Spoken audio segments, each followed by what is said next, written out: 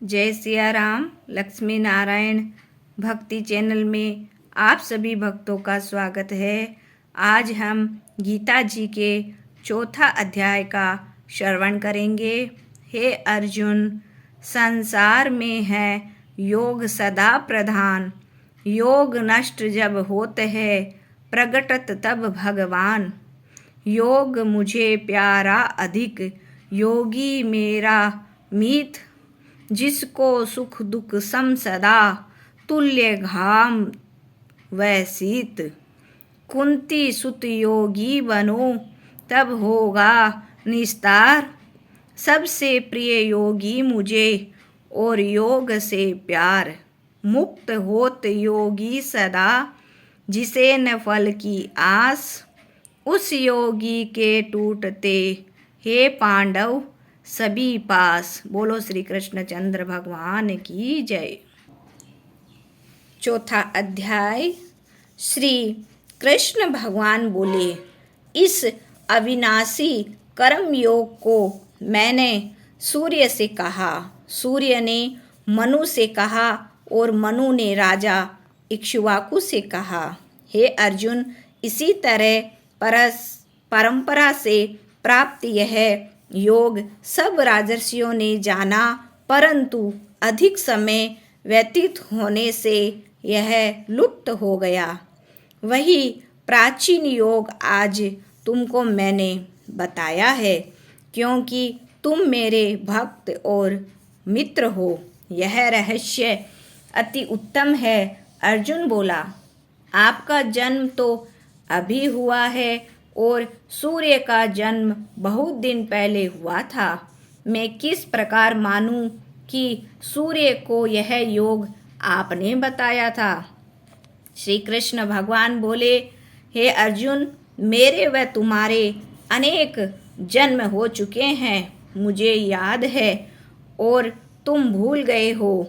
मैं अजन्मा अविनाशी संपूर्ण प्राणियों का स्वामी और अपनी प्रकृति से स्थित हूँ तथा अपनी माया से जन्मता हूँ।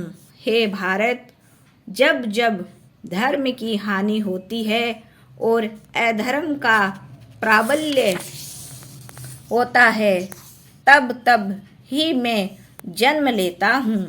साधुओं की रक्षा, पापियों का विनाश और धर्म की स्थापना करने के लिए प्रत्येक युग में जन्मता हूँ। जो मेरे इस अलौकिक जन्म और कर्म का तत्व जानता है, वह मृत्यु होने पर फिर जन्म नहीं लेता और मुझ में लीन हो जाता है। इसी तरह मोह, भय, क्रोध को त्याग कर मुझ में भक्ति, कर्म और मेरी शरणागति हो। बहुत से मनुष्य ज्ञान रूपी तप से पवित्र होकर मुझ में मिल गए हैं।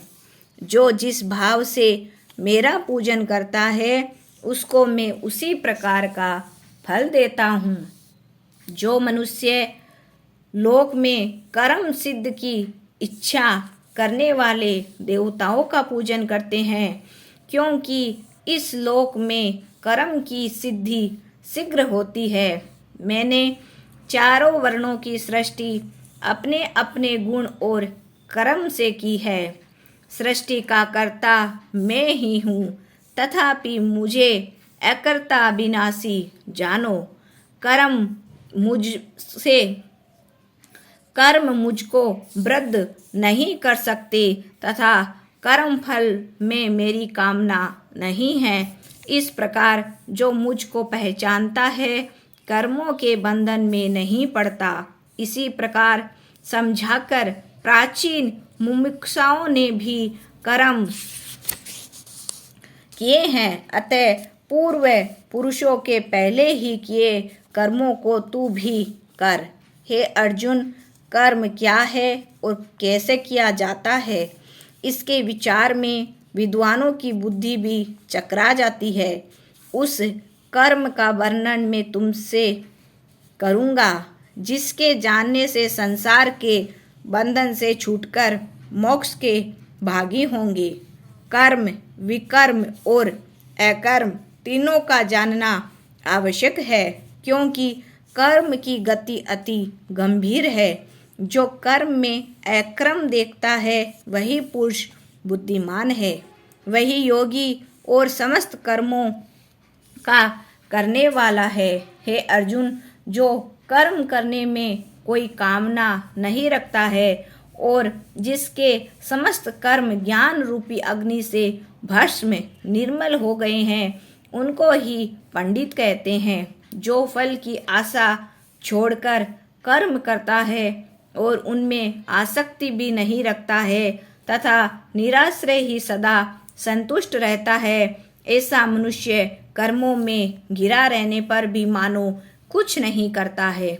सब कामनाओं को त्याग मन और आत्मा को वश में कर सन्यासी प्रपंचों से छूटकर केवल शरीर से काम करते हैं, वे भी कर्म बंधनों से संतापित नहीं होते। देव योग से जो कुछ मिल जाए उसी में जो संतुष्ट रहता है, जो हर्ष शोक आदि द्वंद्वों से मुक्त है तथा किसी से ईर्ष्या द्वेष नहीं करता, कर्म की सिद्धि या असिद्धि में भेद नहीं समझता, वह कर्म करता हुआ भी उससे नहीं बंधता। जो फल की इच्छा नहीं रखता वह वासना से दूर हो गया है।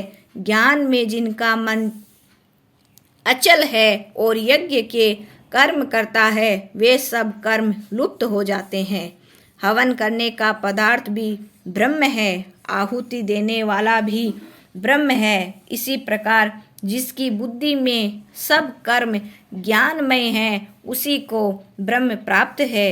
कोई कोई कर्म योगी देवताओं की पूजा करते हैं और कोई कोई ज्ञान योगी ब्रह्म रूप अग्नि में यज्ञ रूप से हवन कर परमात्मा का भजन करते हैं। कोई ऐसे हैं कि अपनी इंद्रियों को तथा सब कर्मों को संयम रूपी अग्नि में होम देते हैं और कोई कोई इंद्रियों रूपी अग्नि में इंद्रियों के रूप सप्ताब्दी विषयों को होम देते हैं। कितने ही लोग इंद्रियों के सब कर्मों को और प्राणों के कर्मों को आत्मज्ञान प्रज्वलित आत्मा का संयम रूपी अग्नि में होम देते हैं। कोई तो दर्व यज्ञ करते हैं, कोई तप यज्ञ करते हैं, कोई योग यज्ञ, कोई स्वाध्याय और कोई ज्ञान रूपी यज्ञ करते हैं। कोई प्राणायाम में तत्पर रहने वाले योगी प्राण वायु और अपान वायु का लय करते हैं। कोई आहार का निरंतर कम करते हुए प्राणों को होमते हैं। वे सब यज्ञवेता है और यज्ञ से ही इनके सब पाप नाश हो जाते हैं। जो यज्ञ में बचे हुए अमृत रूप अन्न को खाते हैं, वे सनातन ब्रह्म को प्राप्त होते हैं। हे अर्जुन, जो यज्ञ नहीं करते उनको लोक और परलोक दोनों ही नहीं मिलते हैं। हे पार्थ, फल सहित सब कर्म ज्ञान में ही समाप्त हो जाते हैं। उसी ज्ञान यज्ञ के तत्वदर्शी और ज्ञानी लोग तुमको उपदेश करेंगे, इसीलिए तुम उनकी सेवा करना और विनय पूर्वक प्रश्न करके ज्ञान यज्ञ जानना। इस ज्ञान का लाभ प्राप्त करके तुमको ऐसा मोह फिर नहीं होगा। इसी ज्ञान से समस्त प्राणियों को तुम अपने में और मुझ में भी देखोगे। यदि सब प्राणियों से भी अधिक पाप करने वाले हो तो भी ज्ञान रूपी नौका से ही सब पाप रूपी समुद्र को पार कर जाओगे। हे अर्जुन, जिस प्रकार प्रज्वलित अग्नि लकड़ी को जलाकर भस्म कर देती है, वैसे ही ज्ञान रूपी अग्नि सब कर्मों को भस्म कर डालती है। इस लोक में ज्ञान के समान पवित्र और कुछ भी नहीं है। यह ब्रह्म बहुत काल प्रयत्न कर्मयोग से सिद्ध हुए मनुष्यों को स्वयं ही प्राप्त होता है।